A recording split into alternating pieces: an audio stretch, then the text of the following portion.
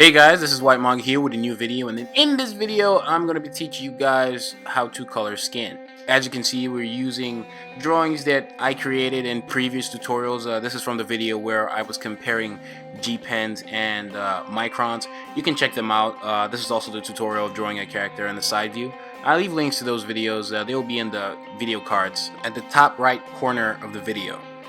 Now, most of you guys know I've had like the same Copic markers for a long time, and as you can see here, it's pretty old.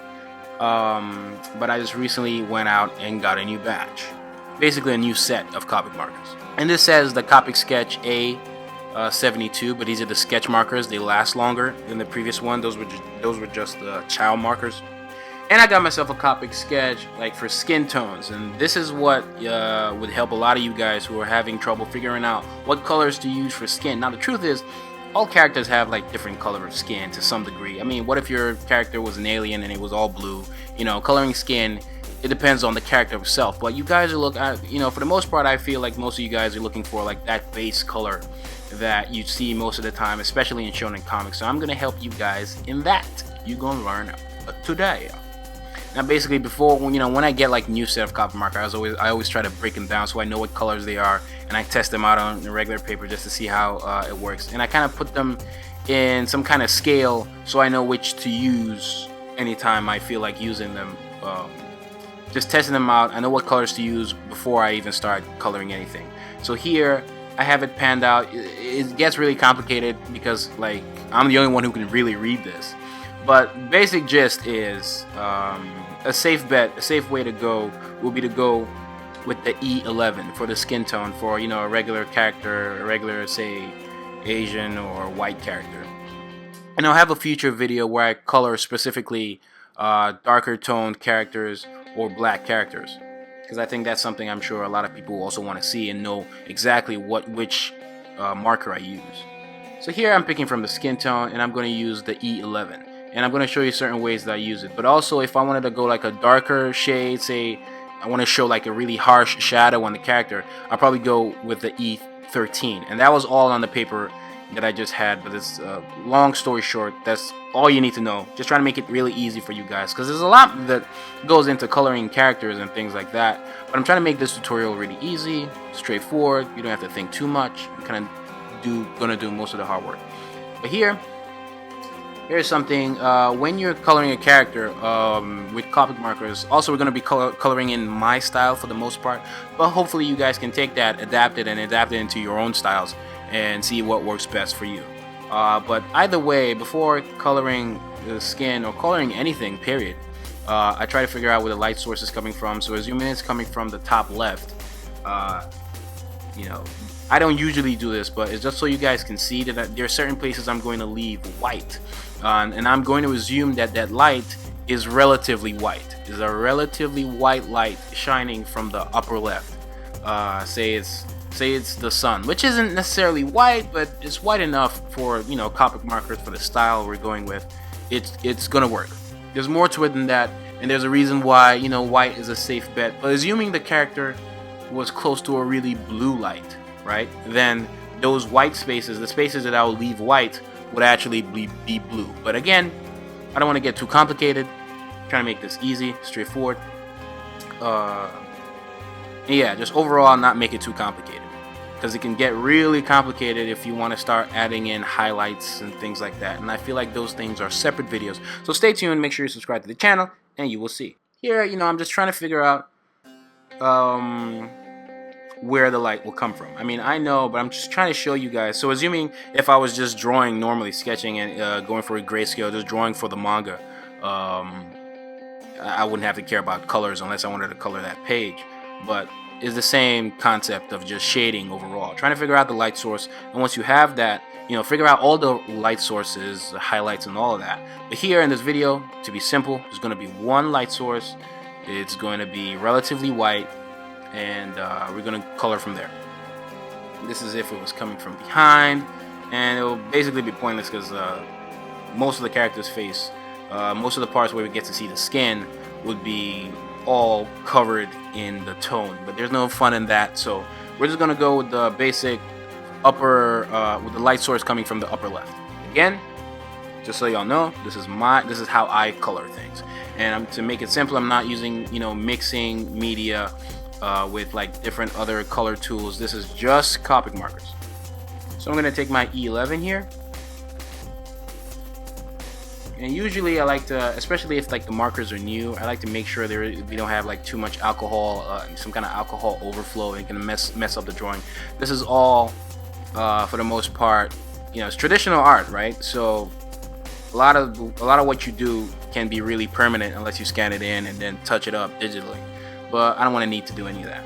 So I just want to make sure the tip of the brush, because sketch markers have like a brush tip and they have like a harder tip at the other end of the marker. So I just want to make sure the brush tip or any tips aren't like overflowing with ink, and you know, it can spread and it'll just make the drawing look like a mess. So here I'm just making sure I'm outlining the parts that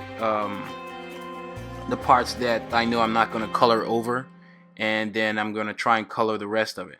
And you want to be patient when you're coloring with Copic markers, and you want to try and make sure that while you're coloring, you maintain like a flat color, like the color looks constant throughout the drawing, throughout the surface that you're actually coloring over.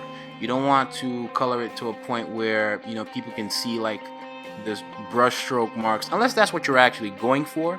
But for the most part, you want to make sure you do it properly, and usually to do that you have to go over those spots over and over again. And one way I've seen people do is have like a circular motion of your wrist just throughout the surface that you want to color over, and you can do that. And if things still look like you can still see like brush strokes and things like that, just color over them until it's flat, and immediately it's flat, let go, because you don't want to spend too much time coloring on it, and you don't want it to be too wet and things like that. So, you know, under the neck is going to be pretty dark. Here I'm just going to create a flat surface over all the places that I want to have colored, and after that I'm going to let it dry. You know, the marker, again, it's not too wet, so it's going to dry relatively quickly, and then I can go over it to create some darker shades with the same E11 once it's dry. And again, it's not going to take too long to dry. I mean, again, one thing to keep in mind is also if the tip of your brush, or just the brush or the marker itself, is old, sometimes the tip of the brush can be really dry, and it could be really difficult to avoid those brush strokes, and you have to be like extra patient, and sometimes you might need to get refills. And I have a video on how to refill Copic markers that I feel like I may redo, but again, I'll link to that as well. That'll also be in the cards for this video, and I'll have that linked at the top right of this video. So here with the same color, it's dried a little bit. To be honest, I didn't let it dry as well as I could have let it, but that's not too necessary for this really simple drawing.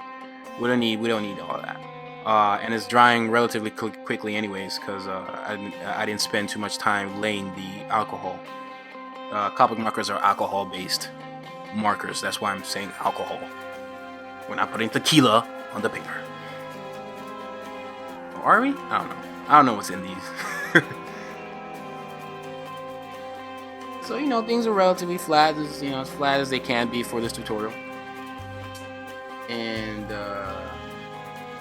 once you're done with that, then I go with the E13 and I put in darker places. Now I know that the E13 and E11 are like, they work well together, and that's the basic gist. So I'm gonna get the E13 out the box. And then, I'm not even going to play around with it too much. It's just in certain places that I just want to be darker than others. I'm just going to use the E13. So basically, it's the same concept when you're coloring not just skin, but mostly anything else, where you lay down the flats, you allow it dry a little bit, then you go over it again. And then you can go over it with a darker one if you want to. It depends on the lighting of the room, within the illustration. It depends on your style. It depends on several things. But I'm trying to make like a simple, just to show you guys that this stuff is relatively easy to do.